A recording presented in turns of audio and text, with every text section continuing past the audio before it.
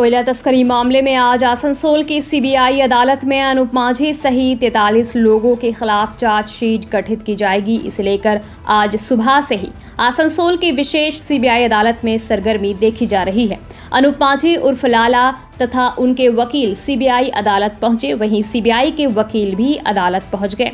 आपको बता दें कि कोयला तस्करी मामले में सीबीआई ने अनूप माझी सहित कई ईसीएल के अधिकारियों को भी आरोपी बनाया है।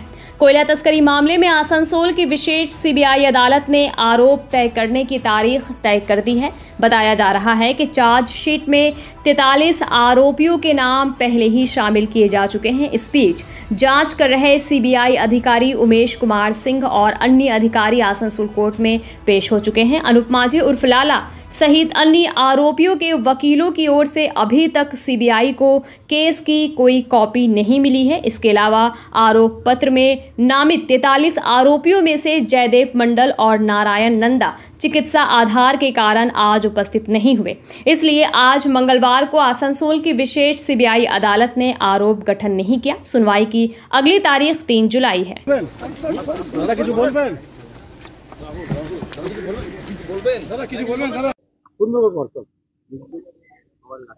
আজকে কোর্টে অনুপ মাঝি প্রেজেন্ট ছিলেন।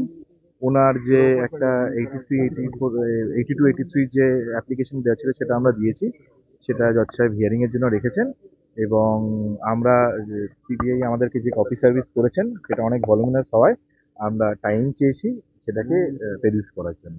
আজকে চার্জ গঠন হওয়ার কথা ছিল, আজই চার্জ গঠন কারণ আমরা এত ভলিউমিনাস কপি দেওয়া হয়েছে যে আমরা এখনো দেখে ওঠার সময় পাইনি। 7 দিনের সময় পেয়েছি আমরা, সেই কারণে দেখে ওঠার সময় পাইনি। তো আমরা কোর্টের কাছে টাইম ট্রাই করেছি, কোর্ট আমাদের টাইমটা অ্যালাউ করেছে।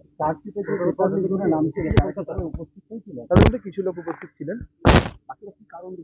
কিছু সবাই সবার রেসপেক্টিভ অ্যাডভোকেট কারণ দেখিয়েছে। পরবর্তী ডেট কখন করেছে? 3রা জুলাই। অভিষেক